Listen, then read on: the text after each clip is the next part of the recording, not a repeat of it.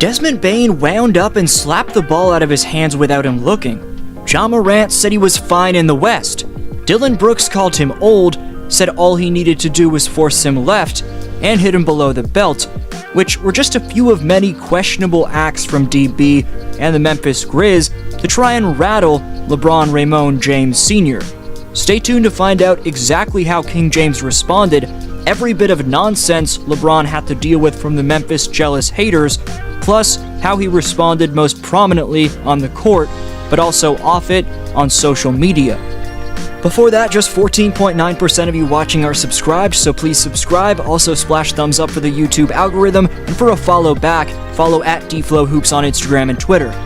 So it may have only been a first round affair that lasted 6 games, but the Grizzlies' trash-talking of the King well before this series, in addition to in the midst of it, is why we could see an ESPN 30 for 30 covering this matchup down the line.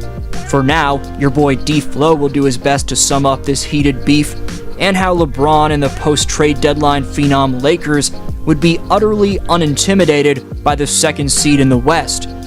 Don't forget when this Laker-Grizzly beef all started, last season when Jaren Jackson Jr. and company started trash-talking the King at the foul line, and LeBron would proceed to dunk on Triple J's head. The next season, this one in 22-23, would see a pushing and shoving hold-me-back grudge match ensue between Shannon Sharpe of Fox Sports and Grizzlies center Steven Adams. Sharpe also goes by LeShannon, if you were unaware, and has made a name off challenging the salty LeBron hatred from Skip Bayless with appreciation for the King. The Grizzlies weren't having that, however, evidently wanting to throw hands with the biggest James supporter in the media. From there, while this wasn't a direct shot at LeBron or the Lakers, a man now holding the NBA's throne as GM god in Rob Pelinka may have took Ja Morant, saying he was quote-unquote fine in the West during an interview with Malika Andrews. Personally, Pelinka's deadline acquisitions of Vanderbilt, Hachimura, D-Loading, Bees, and Bamba contributed on and off the court with either vibe enhancement or hard-nosed defense to completely outclass the quote-unquote fine in the West Grizz. However, the trash talk most prominently came from a man who's been a LeBron hater since 2012, based off this tweet, in Dillon Brooks. But flashing back to when Brooks would first initiate this back and forth publicly with James 2 years ago during the regular season in 2021. After ripping the ball loose away from Braun, Brooks would make an and one and aggressively flex over top James when he was still on the ground, walking over him in what was an obvious taunt. With the Lakers up 3 down the stretch of that crowdless pandemic-regulated game, the lack of audience members didn't spoil the dramatics, as James would take advantage of Brooks gambling for a steal using a Curry slide to get the first step, before transitioning to the post using a dream shake at the elbow, before spinning back to his right shoulder for a Durko fader, arcing it over the top of Dillon, then using the too small celly on his trot back defensively. However, Brooks evidently came far from learning his lesson right there. Long before the Grizz and Lakers kicked off their series a few weeks ago, we knew that Dillon didn't fare well against LeBron historically. James had a 9-2 record against Brooks entering their recent series. Brooks averaged under 11 points in those outings. LeBron averaged over 25. In 3 games over the 2021 season where these two matched up, when Brooks was guarding James in particular, which equated to a total of just 17 minutes played, LeBron scored 32 points in that limited time, shooting 13 for 21 from the field. Still, that didn't stop DB from mincing his words. Back in January of this year, after a Lakers win against Memphis, James shot 8 for 21 from the field, so not great, and when asked how he slowed James down post-game, Brooks said, quote, "He doesn't want to go left. I was just making him go left all game. Then he would settle or he would pass the ball, and then play physical with him, continuously bump him all the time, and don't let him take easy shots." End quote. But the weird part about those comments from Brooks was that the late great Kobe Bean Bryant said the exact opposite in 2018. Kobe said in an interview that year about James, quote, "For one thing, you have to stop letting him go left. Every big shot that he makes is going left. He's remarkable at getting to that left hand, raising up and shooting. It's amazing. All his shots are either coming over his right shoulder from the post or off the dribble with his left hand. That's the first thing I would do, disrupt his ability to go left." End quote. In their series matchup, Brooks was evidently unaware of that quote from Kobe though, and relied off what he himself said back in January. So in Game 4, with the Lake Show already up 2-1 in this series, a one-possession game with 31 seconds left in overtime would see LeBron jab step right, sweep through to, you guessed it, his left, and beast down the lane on that side while bodying off Brooks, who desperately tries to catch up, but to no avail. LeBron just hezzy dribbles with that left while he's in the lane, before putting his shoulder down to embrace every bit of contact at the rim, which included Brooks grabbing his arm, having the wherewithal on that left side to then go back to his strong hand for the and one. Lest you forget, a game before that, right after Dillon said to the media about LeBron regarding a confrontation they had, quote, "I don't care, he's old, I poke bears, I don't respect someone until he gives me 40, end quote. Brooks would come out in Game 3, an outing before that dramatic and one, by supposedly inadvertently smacking LeBron below the belt. Brooks was ejected on a flagrant 2.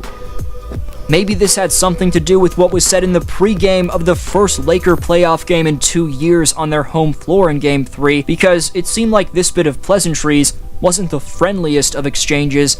While James tried to focus on proving Brooks wrong for his disrespectful comments over the past half year by getting buckets, conversely, Dillon tried to live up to his name in a different sense by offering up an inexcusable nutcracker.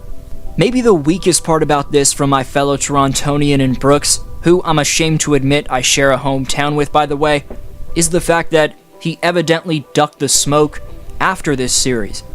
First, he tried to claim the media is the one who strictly labels him as the villain, and it has nothing to do with how he acts, after of which, in 2K My Career-esque fashion, Brooks would skip his post-game press conferences twice in a row.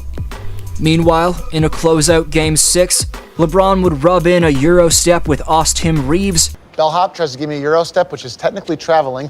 I break his ankle. Maybe teaching the world a greater lesson than what happens when you trash talk James. Austin Reeves is the truth.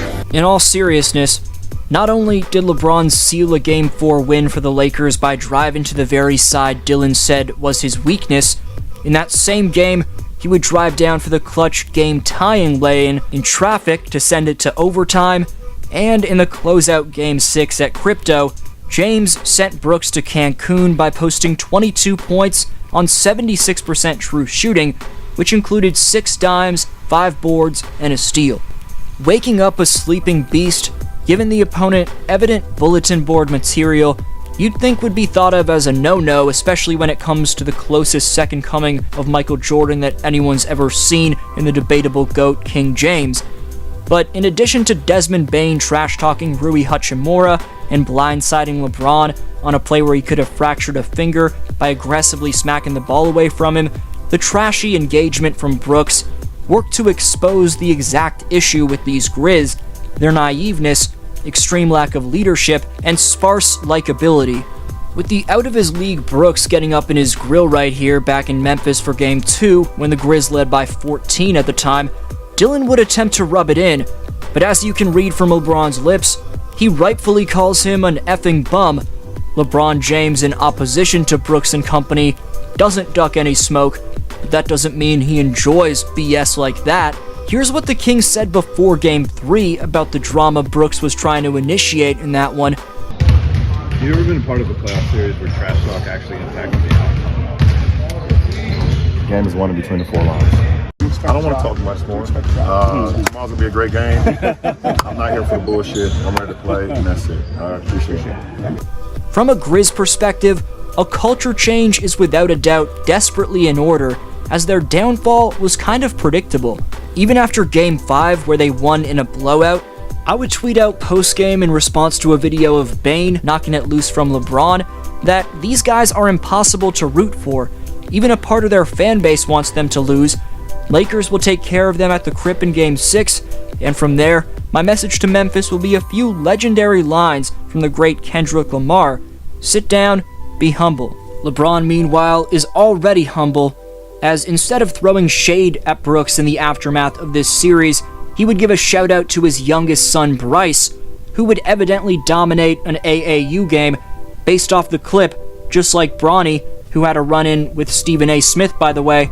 Bryce seems like he'll have a shot to be a pretty good NBA player as well. With LeBron's mentorship and genuineness in their corner, anything is possible.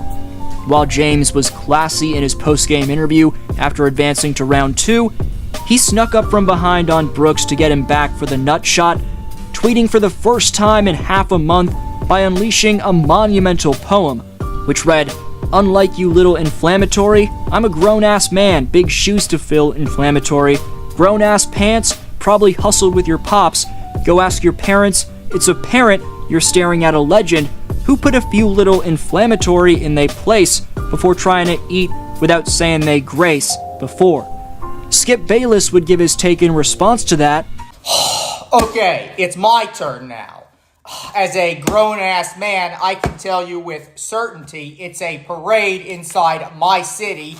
Yeah! All in all, as I spouted in a poem a few videos back in a new series I'm calling D-Flow Update back after Game 4 at Crypto, LeBron Raymond James Sr. is evidently him, and that's what happens when you approach a series with even the slightest bit of grim. I rest my case.